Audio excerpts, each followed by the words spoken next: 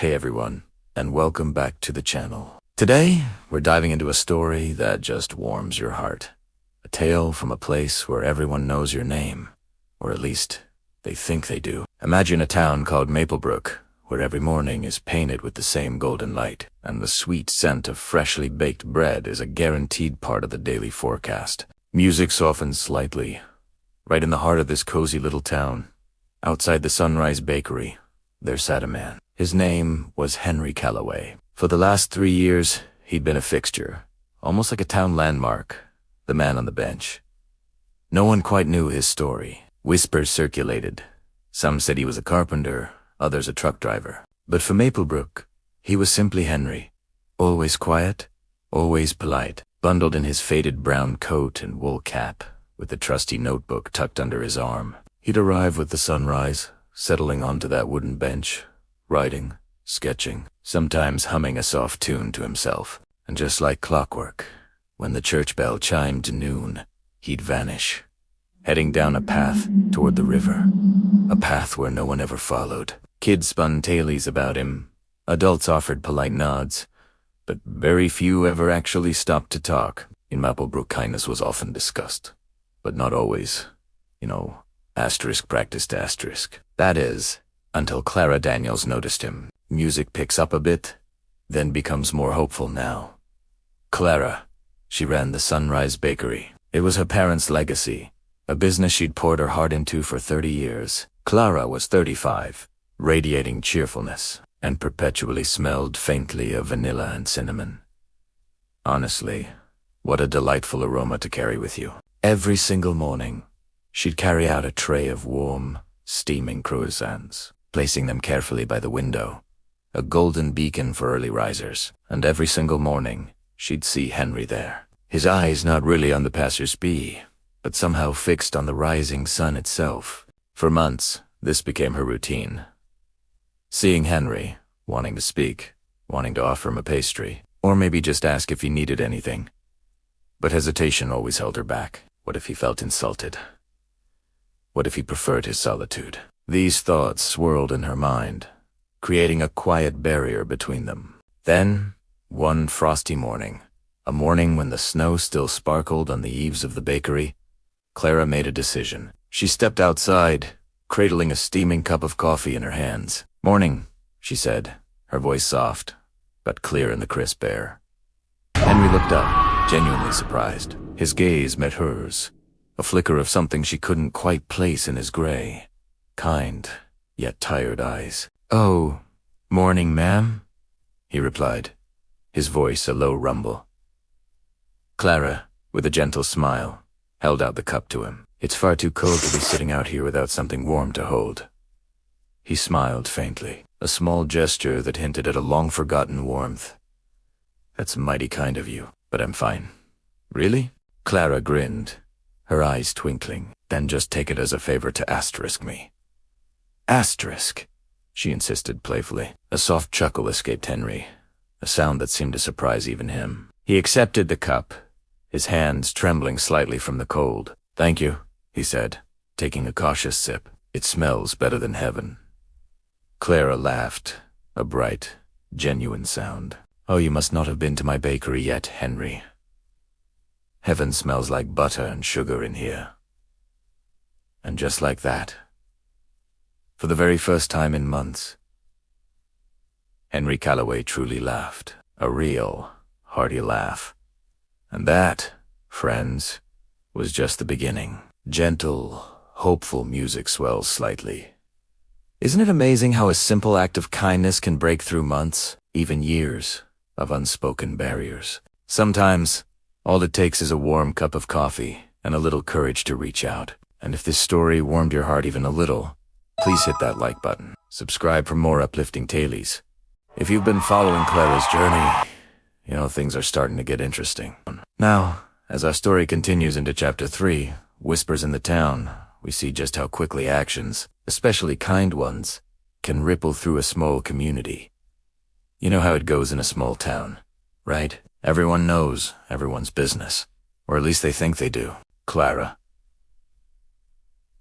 Being Clara couldn't just stand by. By the end of that week, Her small acts of kindness became a daily ritual. Each morning, she'd bring Henry a little paper bag. Not much, just whatever was left over from the bakery the day before. Sometimes a soft muffin, sometimes a crusty roll. Simple historias, but they meant the world to Henry. But in Maplebrook, a town where the news travels faster than a hummingbird's wings, word spread like wildfire. Imagine the scene. Mrs. Green, from the flower shop, meticulously arranging a bouquet of roses, her voice a low murmur. Clara's feeding the vagrant now. And then another voice. Perhaps from the dry cleaners, chiming in with a sigh. Oh, she's just too soft-hearted, that girl. And of course, the classic, slightly dramatic prediction. She'll have him sleeping inside next. You can almost hear the hushed tones and the clinking of teacups, can't you? The townsfolk meant no harm. Perhaps, but their words reflected a certain fear of the unknown, a resistance to change, or maybe just a lack of understanding. Henry was an outsider, and Clara's kindness challenged the established order, even if it was just in the unspoken rules of Maplebrook. But here's the thing about Clara. She had an inner strength, a compass pointed firmly towards what she knew was right. She didn't care what the murmurs were. She didn't let the whispers deter her. She had seen something in Henry that others hadn't, or perhaps chose not to see. She'd noticed the gentle way his eyes would soften when he spoke, not about his struggles, but about the vast, open sky. She saw the small, intricate sketches of birds he'd meticulously draw on discarded scraps of paper, lost in his own world, alone on that bench. To her, he wasn't a vagrant or the problem. He was a person, a human being, with thoughts, feelings, and a story. One evening, she confided in her mother, explaining her perspective. He's not a problem, she stated simply, her voice full of conviction. He's a person. And her mother, wise and understanding, simply nodded gently, a hint of sadness in her eyes. And that's what people forget most easily, she replied.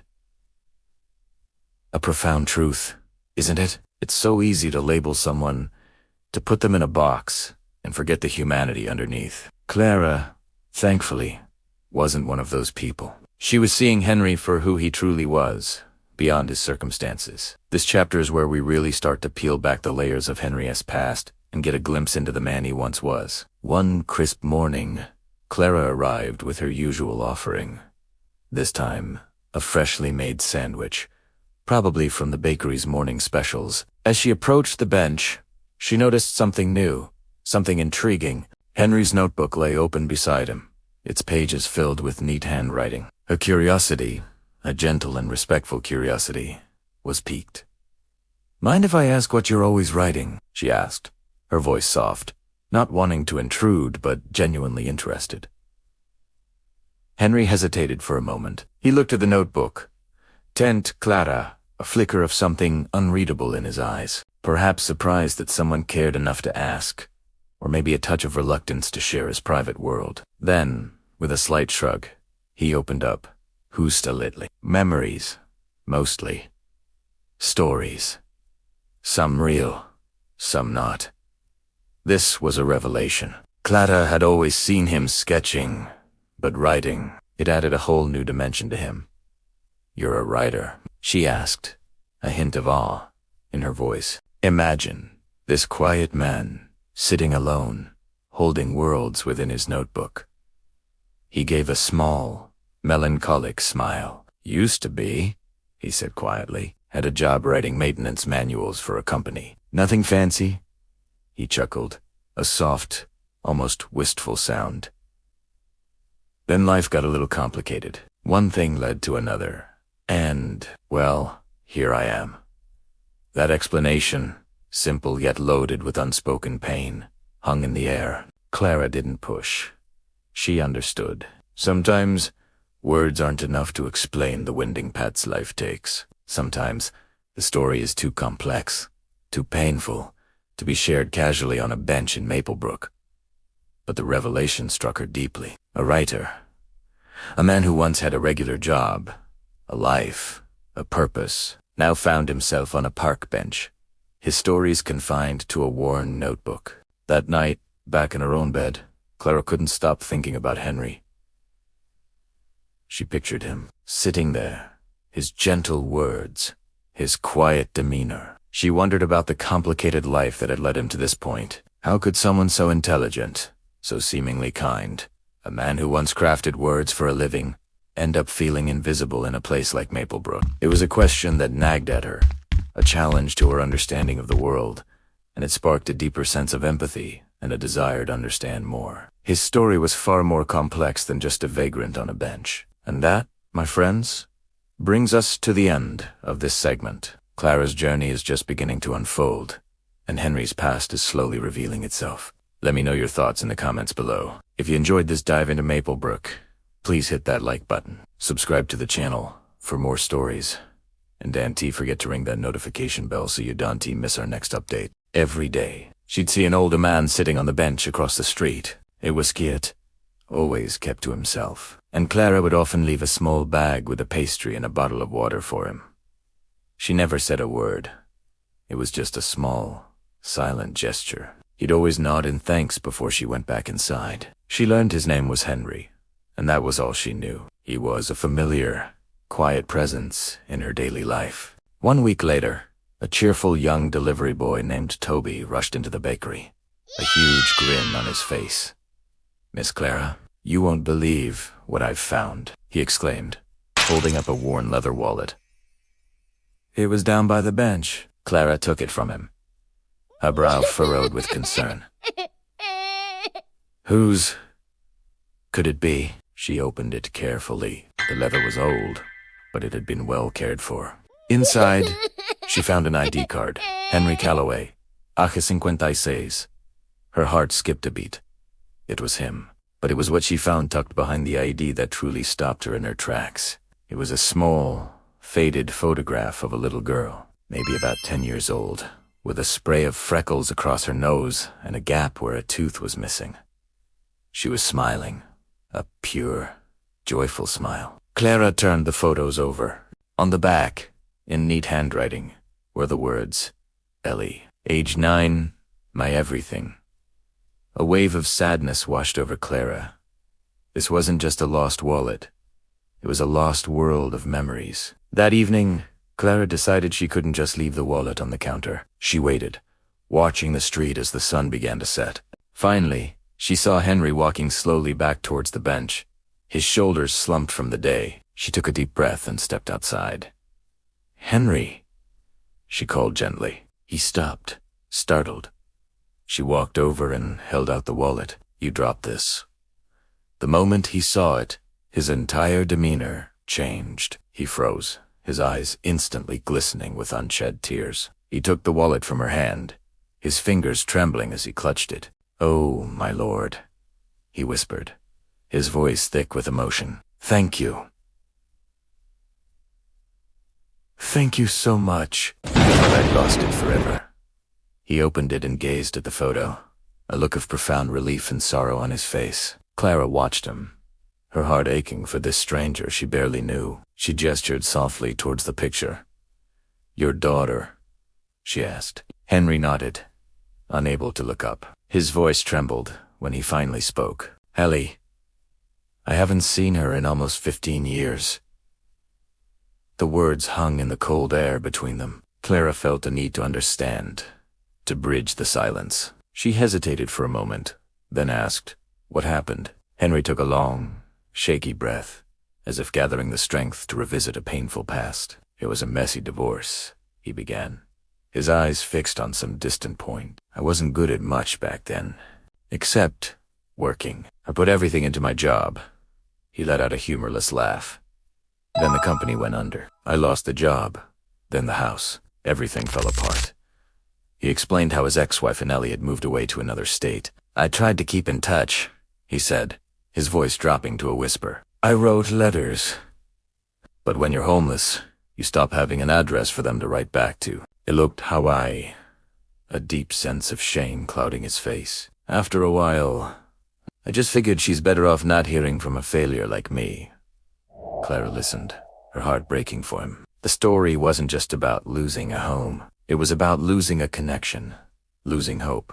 She saw the love he still held for his daughter, trapped behind years of hardship and regret. When he finished, the silence was heavy. Clara finally said, her voice soft but clear, "Maybe she's been wondering the same thing about you, Henry. Maybe she's just waiting to hear from you." He didn't answer, but she saw a flicker of something in his eyes. A tiny spark of possibility. As winter deepened, a thick blanket of snow covered the streets, making the nights bitingly cold. Thinking of Henry and others out in the harsh weather, Clara made a decision. She told her staff she'd be keeping a small corner of the bakery open late each night, just in case. She'll leave a large kettle of hot soup simmering on a warmer and a basket of fresh bread on a table near the back. It was an open invitation.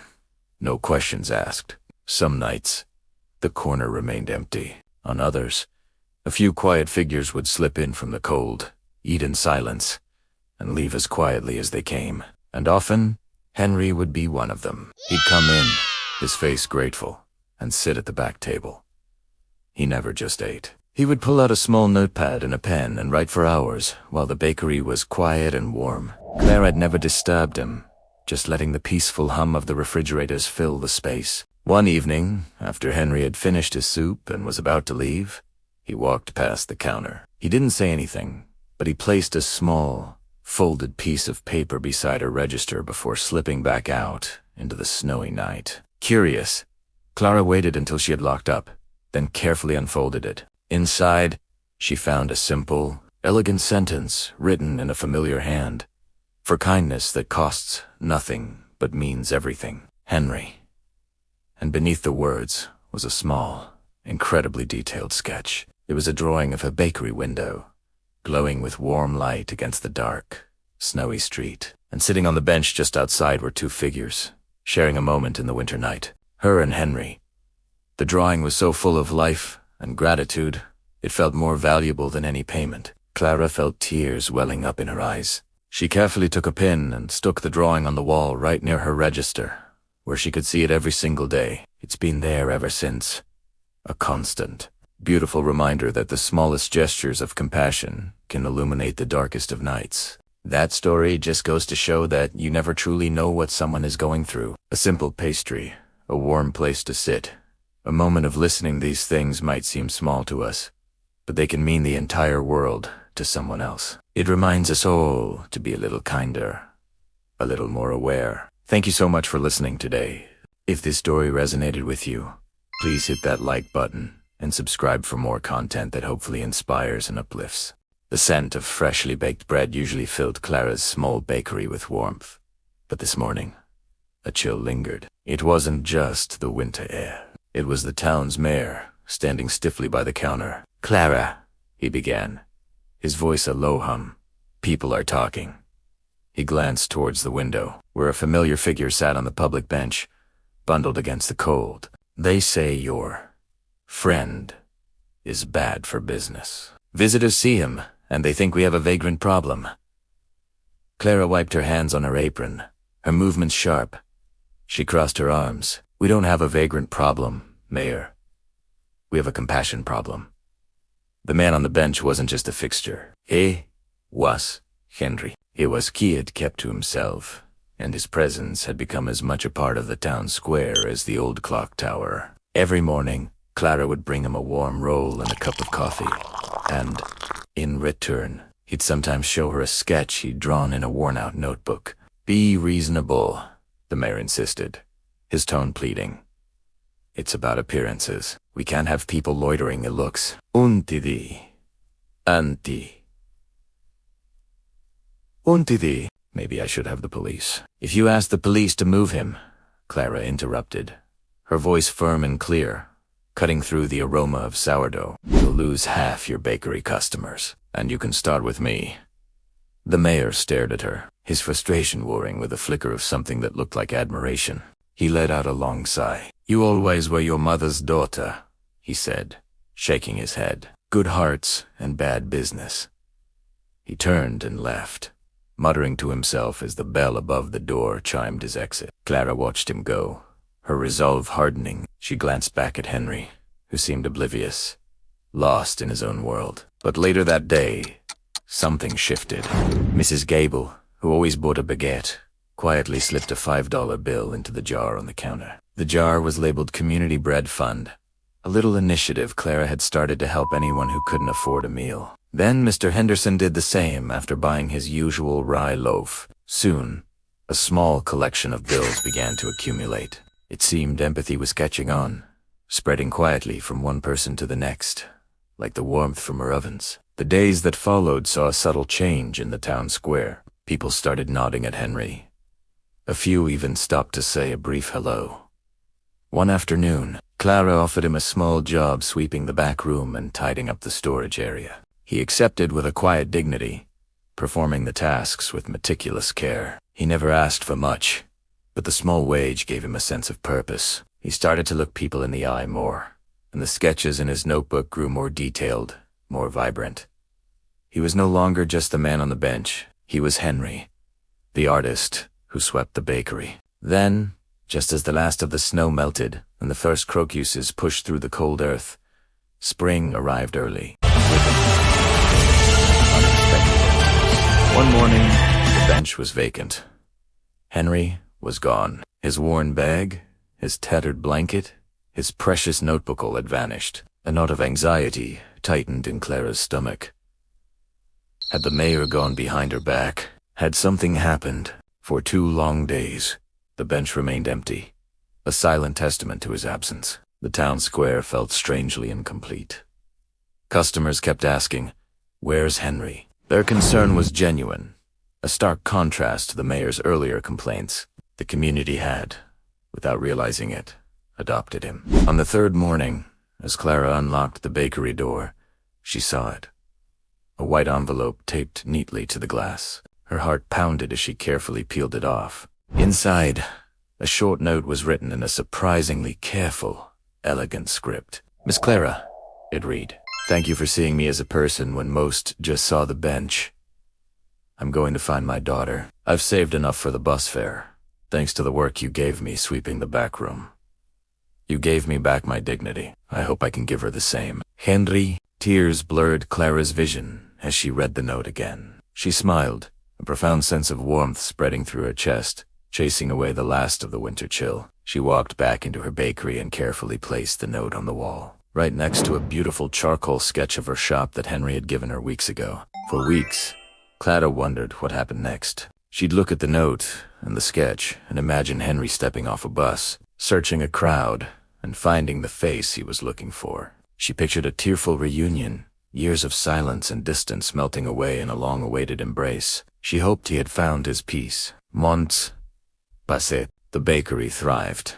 The community bread fund grew. And the story of Henry became a quiet local legend, a reminder of the power of a simple act of kindness. One sunny afternoon in late summer, the bell on the bakery door chimed. A man and a young woman stood there, hand in hand. The man's clothes were newer, his face was fuller, and his eyes sparkled with a light Clara hadn't seen before. It was Henry. He smiled, a wide, genuine smile that reached his eyes. "Clara," he said, his voice stronger now, "I'd like you to meet my daughter, Sarah." Sarah stepped forward, her eyes shining with unshed tears. "My dad told me everything," she said softly. "He said you were the first person in a long time who saw him. Not his situation, but him. Thank you."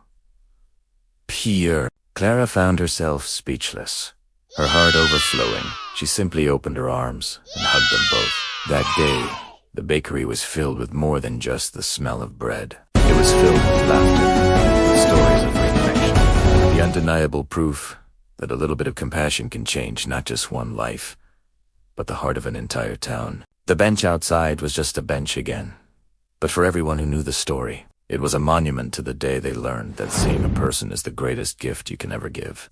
Months drifted by, each one a brushstroke painting over the stark white of winter. Soon, the vibrant greens and blues of summer arrived in Maplebrook, bringing with them the familiar buzz of anticipation for the annual summer festival. The town square began to transform, with the cheerful clatter of stalls being erected, the distant tuning of a musician's guitar, and that unmistakable, sweet scent of fried dough that promised joy and celebration. It was a time when the whole town seemed to exhale a collective, happy sigh. On the morning of the festival, long before the first crowds would gather, Clara was already in her bakery. The air outside was beginning to shimmer with the early heat, a promise of a long, sun-drenched day. Inside, the aroma of fresh bread and sugar was her constant companion. She hummed a quiet tune, wiping down the polished wooden counter, her movements practiced and rhythmic. The bell over the door hadn't rung, but a soft voice suddenly broke the morning stillness.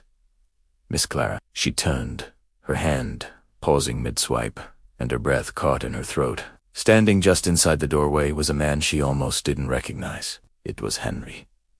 But not the Henry she had known. The wild, unkempt beard was gone, replaced by a clean-shaven jaw. His clothes were no longer ragged, but a simple, clean blue shirt and trousers. He stood taller, or perhaps it was just the absence of the heavy weight that had seemed to perpetually hunch his shoulders. He looked renewed, and beside him, holding his hand, stood a young woman. Her auburn hair caught the morning light filtering through the window, and a familiar constellation of freckles dusted her nose and cheeks. It was the girl from the photograph. Clara's heart did a little flip. Henry's voice was filled with a pride that was almost tangible. "This is my daughter," he said, his smile reaching his eyes. "Ellie, pues, Ellie." Ellie offered a shy but warm smile. Her eyes, the same shade of hazel as her father's, were bright and clear. "My dad told me what you did for him," she said, her voice soft but steady. "He told me about the croissants and the kindness. I wanted to meet the woman who helped him get his life back." A lump formed in Clara's throat, and she had to swallow before she could speak. She shook her head slightly, feeling a blush rise on her cheeks. "Oh, I didn't do much." It felt true. All she'd done was leave a pastry on a bench. How could something so small have led to this incredible transformation? Henry's smile widened. He looked from Clara to his daughter and then back again, his gaze full of a profound gratitude that needed no words. "You did enough," he said, his voice thick with emotion. "You did more than enough." He explained how the simple, consistent act of kindness had been a lifeline. It wasn't just about the food, it was the message behind it. It told him that he wasn't invisible, that someone in the world still saw a person worthy of a small gift. That spark of hope was the fuel he needed to seek help, to reconnect with a support network, and to find the courage to rebuild the bridge to his daughter. Later that afternoon, as the festival pulsed with life around her, Clara took a moment to step away from her bustling stall. She looked over towards the park, towards the bench that had started it all. And there they were, Henry and Ellie, sitting together, side by side on the worn wooden slats. They were sharing pastries from her bakery, their heads close together, laughing at something one of them had said. The sunlight filtered down through the leaves of the old oak tree, dappling them in a warm, golden glow. For the first time, Clara looked at that bench, and it didn't seem lonely at all. It looked like a place of reunion, a place of healing. It looked like home.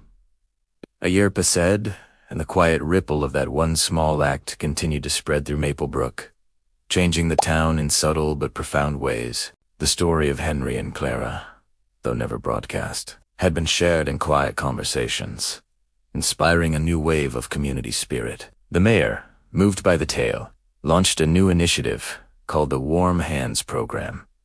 It was a simple but powerful idea. Local restaurants and bakeries, Clara's included, would partner with the town to provide free, hot meals for anyone in need. No questions asked. The old church down by the river also found a new purpose. They cleared out a few dusty back rooms and, with the help of volunteers, opened a small, welcoming shelter. It wasn't large, but it was warm, safe, and offered a place of rest for those who had none. It was a tangible symbol that Maplebrook was a town that looked after its own. But perhaps the most telling change of all was in the park. At the edge of the green, right where the old, weathered bench still sat, the town council placed a new one. It was beautifully crafted from sturdy oak, polished to a soft sheen, and affixed to its backrest was a small, gleaming brass plaque. If you leaned in close, you could read the inscription, the bench of kindness, dedicated to those who remind us that every life deserves warmth, every heart deserves home. Every morning, just as the sun began to cast its first golden rays over the sleeping town, Clara would walk to the park before opening her bakery. In her hand,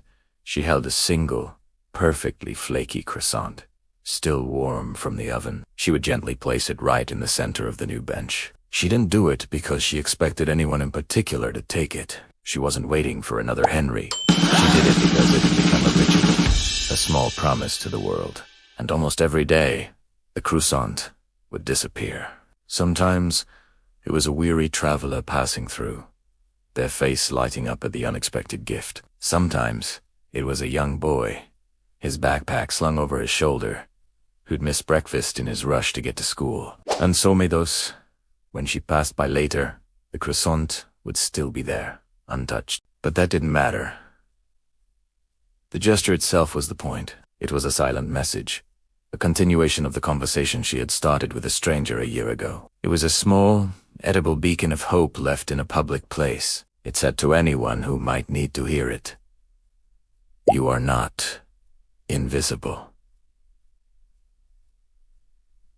You are seen. You matter." And in that simple daily act of leaving a single croissant on a bench, Clara ensured that the spirit of kindness in Maplebrook would always have a place to sit, a place to rest, and a place to be shared. Thank you so much for watching and for being a part of this story. If it touched your heart, please consider liking this video and subscribing to the channel for more stories that celebrate the quiet power of kindness. Until next time, take care. It's a tale from the charming little town of Maplebrook, a place where the scent of freshly baked bread was as common as the morning dew. Our story centers around Clara, a woman whose hands, though dusted with flour, had a touch that was pure gold. She ran Clara's Comfort Corner, a bakery renowned not just for its delectable pastries and crusty loaves, but for the warmth that seemed to radiate from its very foundations. Clara believed that food wasn't just sustenance, it was a form of love, a way to connect, to comfort, and to heal. Every morning, before the sun had fully stretched its golden fingers across the sky, Clara was already kneading dough, humming a soft tune, her heart as full as her bread pans. Now, Maplebrook, like any town, had its share of folks who were struggling, those who felt a little lost or overlooked. Among them was Henry. Henry wasn't from Maplebrook. He was a quiet, unassuming man, with eyes that held the weight of untold stories and shoulders that seemed to carry an invisible burden. He didn't speak much, preferring the company of his well-worn sketchpad and the peaceful solitude of the park bench outside Clara's bakery. Day after day, Henry would sit there, observing the world, sketching the bustling street, the playful children, and sometimes the inviting glow of Clara's Comfort Corner. Clara, with her observant heart, noticed Henry. She saw the way he'd sometimes look longingly at the pastries in her window, the way he'd subtly shiver on colder days, despite his worn coat. One crisp autumn morning, as she placed a tray of golden brown croissants in the display, she saw him. An idea sparked. Without a word, she baked an extra loaf of bread, still warm from the oven, and walked it out to the bench. "Good morning, Henry," she said softly, extending the wrapped loaf, freshly baked. "It's a bit of an experimental recipe, and I'd love your opinion." Henry looked up, startled. His eyes, usually guarded, softened for a moment. He took the bread, his fingers brushing against hers, a silent acknowledgement passing between them. From that day forward, it became their unspoken ritual. Every morning, Clara would bake an extra something, a roll, a pastry, a slice of cake, and offer it to Henry. Sometimes, he'd offer a hesitant thank you. Other times, just a nod and a small, grateful smile. He never asked for it, and Clara never made him feel like he was accepting charity. It was simply sharing, a genuine act of human connection. Their bond deepened, not with many words, which was Henry's way, but with shared moments and mutual respect. Clara often left a mug of hot tea for him on the bench when the weather turned chilly, and Henry in turn would sometimes leave a small, intricately drawn sketch on the bakery counter. A delicate flower, a playful squirrel, or even a charming caricature of Clara herself. flower dusted and smiling. These small gestures wove a tapestry of friendship, showing everyone in Maplebrook that kindness wasn't just a concept. It was a daily practice. Clara learned that Henry had once been a talented artist, his dreams overshadowed by life's unforeseen challenges. Her simple acts of warmth and sustenance slowly rekindled a spark within him. He started sketching more, his drawings gaining a newfound vibrancy. The bench outside Clara's bakery became his studio, his sanctuary, a place where he wasn't just seen, but truly acknowledged. Clara's bread wasn't just food. It was an affirmation that he mattered, that he was part of something good. Years went by painted with the aroma of baking bread and the quiet camaraderie between Clara and Henry. Their story, a silent testament to the power of compassion, became a quiet legend in Maplebrook. People would often see Henry sitting on his bench, sketching a piece of Clara's baking beside him, and they would smile. It taught them that true connection often didn't need grand gestures or loud declarations. Sometimes, it just needed a fresh loaf of bread and a kind heart. Then, one quiet morning, just as the first rays of dawn kissed the rooftops of Maplebrook, Henry passed peacefully in his sleep. The news rippled gently through the town, leaving a quiet sorrow. The park bench outside Clara's bakery felt noticeably emptier. A few weeks later, a small parcel arrived in the mail for Clara. Her hands trembled slightly as she opened it. Inside, she found Henry's old notebook, the very one she had seen him sketching in so many times. But it wasn't the same. It was now filled with neat pages, each one a testament to his talent, and many new, beautiful sketches. Her heart ached with a bittersweet joy. On the very first page, a note, penned in his familiar, elegant handwriting, spoke volumes. It read, "For Clara, who gave bread to the hungry and dignity to the lost. You reminded me that home isn't a place, it's people." Below the inscription, there was a drawing. It was a depiction of Clara's bakery window, just as she remembered it, filled with the promise of delicious treats. But this time, the bench outside Henry's usual spot was empty, but dead in warm, inviting sunlight. It wasn't sad, it was peaceful, a symbol of hope and new beginnings, a reflection of the warmth he had found and shared. Clara, her eyes glistening, knew exactly what to do. She carefully framed that beautiful drawing and hung it prominently in the bakery window, right where Henry used to sit and observe the world. It became a focal point, a silent story whispered to every passerby. Over the years, countless people stopped. They read the heartfelt plaque, gazed at the poignant picture, and a soft smile would often grace their lips. Some, moved by the tale, quietly left coins in a small donation jar Clara had placed nearby, knowing it would help continue her tradition of kindness. Others just stood quietly for a moment, absorbing the message, before walking away a little softer, a little kinder, their hearts a little more open. Because Clara's comfort corner in Henry's story had taught Maplebrook a profound truth. Kindness, like freshly baked bread, was meant to be shared, warm and fresh, every single day. And in that charming, small town, nestled among rolling hills and fragrant bakeries, it always was. What a beautiful reminder, isn't it? That even the simplest act of giving, of seeing another person, and offering a piece of your heart, can create a legacy that lasts. It has a powerful message for all of us. That home isn't about the four walls around us, but the connections we build, the empathy we extend, and the way we make others feel seen and valued. Thank you so much for joining me today and letting me share this wonderful story. I hope it inspires you to find your own ways to share kindness in your community. If this story touched your heart as much as it did mine, please give this video a thumbs up. Leave a comment below sharing your thoughts, and don't forget to subscribe to the channel for more uplifting content. Until next time, keep spreading that warmth and kindness.